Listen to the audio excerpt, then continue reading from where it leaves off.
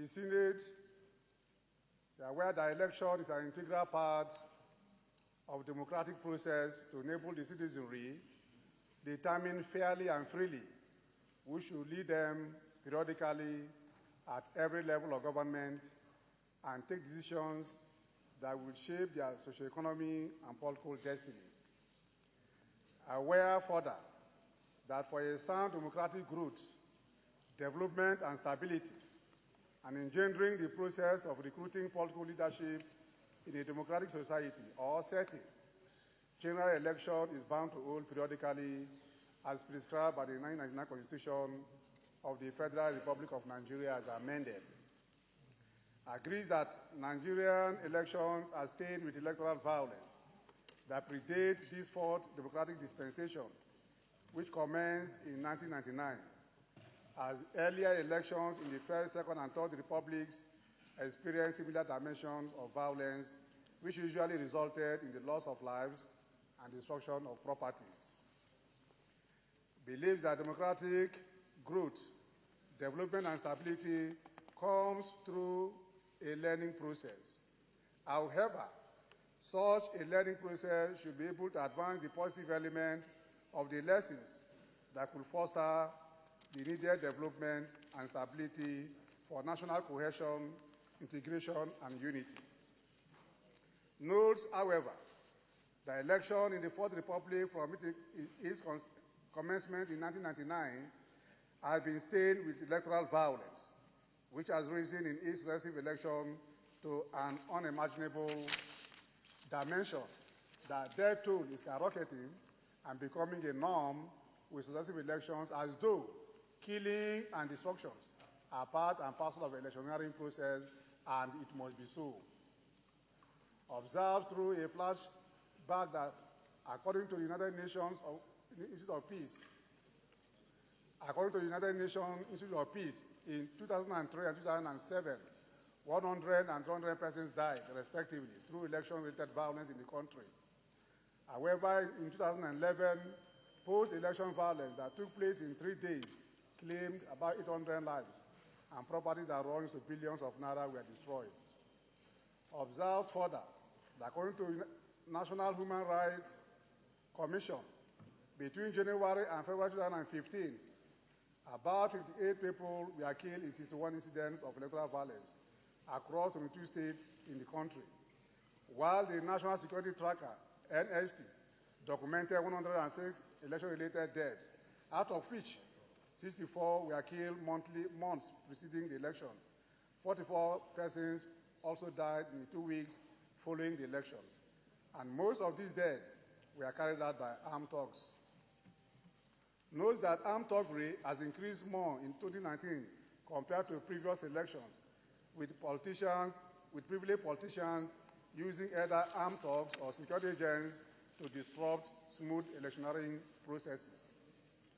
Notes further the recent cannibalistic action of armed thuggeries carrying out carnage on each other before, during, and after the elections in Bayelsa and Kogi states in the just concluded election.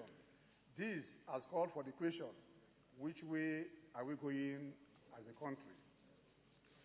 Believes that the resultant effect of the electoral mayhem will reduce the credibility of our electoral process and deepen hatred, as well as widen the gap of our unity. Believes further that the country's electoral management body is not strong enough to withstand the pressure exerted by the political system and the electoral misconduct that accompany it, continue to strengthen the deepening of the democratization process.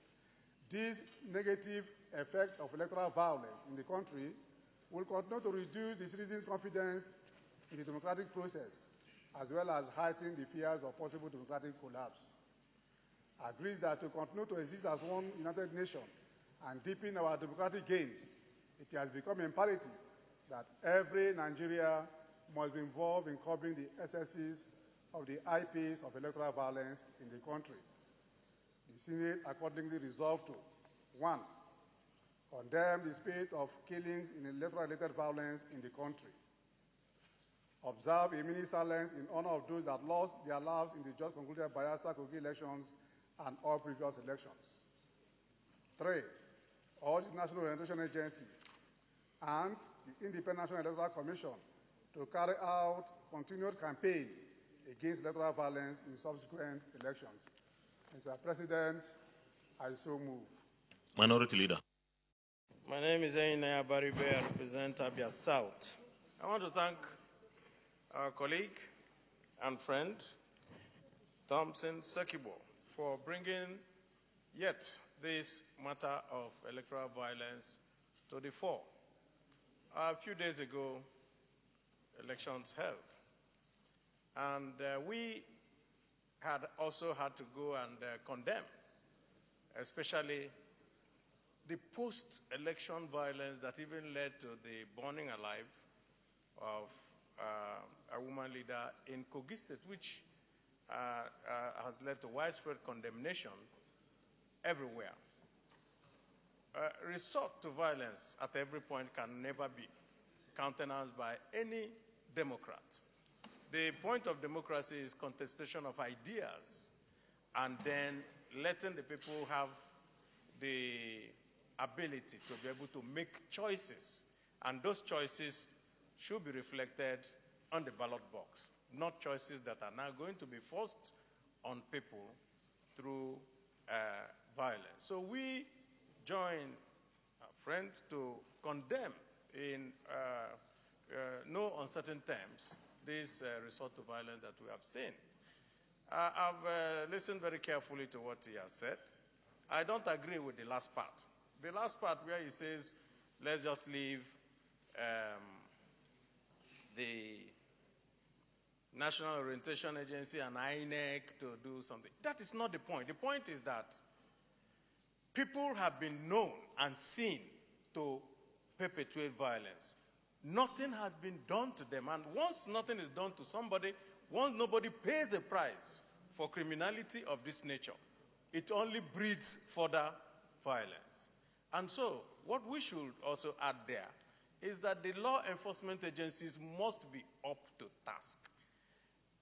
The husband of the woman that was killed in Kogi has identified those who came and did this dastardly act, but nothing till today. We have not heard. All that we have been hearing is all manners of excuses for that. And we will also say this. Where there is now a pattern, if you don't curb it through the use of law enforcement, you will only see that pattern continue to grow. And we would want to urge all the legal instruments that can be used in this country to be able to curb electoral violence today. Thank you. President, my highly respected and distinguished colleagues, I would like first to express my appreciation and gratitude to distinguished Samson Sekibo for rising to once again bring to our attention this very disturbing specter of violence during electioneering processes in this country. This has been with us for a long time, and particularly since the emergence of this republic in 1999. Mr. President,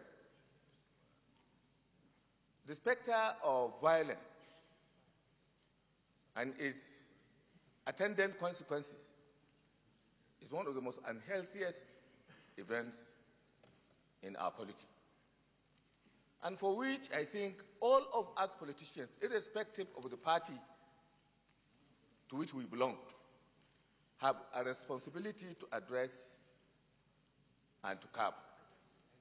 Otherwise, we may also become its victims. We are riding on the back of a tiger. If we don't take care of the direction which it will move, it will also swallow us. So, Mr. President, at this point, I would also like to really express my appreciation and also gratitude to the point that the minority leader has raised. The need for us to get the security agencies to really do their jobs. Our failure to prosecute and punish the perpetrators of electoral violence who are known is going to lead to the perpetration of this act because it adds to the impunity of the process.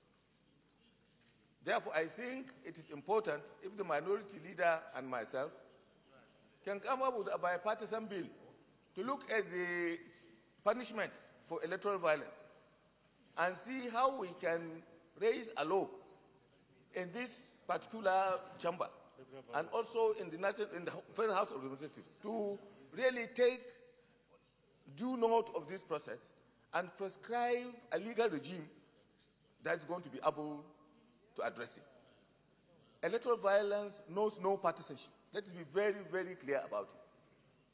All the politicians on all sides are guilty. Violence did not start when APC came to power. Violence started, as I said, from the beginning, particularly it got bad from the beginning of our democratic journey from 1999. Of course, there were some pockets of violence in the previous democratic experiences, but they have not been as bad and terrible as they are today. If we don't curb this particular phenomenon, it's going to be very dangerous for our polity. So, Mr. President, I want to sympathize for all those who were maimed and those who lost their lives, and also to invite my colleagues to look at this thing as a danger to the entire polity and not to make it a partisan matter. It is not. It is not a partisan matter. Therefore, for us, we should take responsibility and come out with necessary legislation that will go a long way in curbing this very, very ugly trend in our political process. I thank you, Mr. President. Prayer 1, condemn the spate of killings and election-related violence in the country. Those in favor of prayer 1 say aye. Those against say nay. The ayes have it. Prayer 2, observe a minute's silence in honor of those that lost their lives in this just concluded Bayelsa and Kogi elections and all previous elections. Those in favor of prayer 2 say aye. Those against say nay. The ayes have it. Prayer 3, urge the National Orientation Agency, NOAA, and Independent National Electoral Commission, INEC, to carry out continued campaign against electoral violence in subsequent elections. Those in favor of prayer 3 say aye. Those against say nay. The ayes have it. Additional prayer. Minority Leader. Those in favor of the additional prayer say aye. Those against say nay. The ayes have it. Additional prayer. Well, Senator Gesham Bassi. Well, distinguished colleagues, before we do the 1 minute silence, let me say that this is a very important motion. And of course, the minority leader as well as the Senate leader spoke the minds of all of us here. No party is absolved from this blame, and it is for us politicians to ensure that we continue to enlighten our people to face politics as a game of ideas. I believe that those who perpetrated the violence, especially in the last elections in Bayelsa and Kogi, should be apprehended and prosecuted. And I believe that this is the way to go. People should pay the price of their actions. With this, let me call on us for 1 minute's prayer, observance of 1 minute.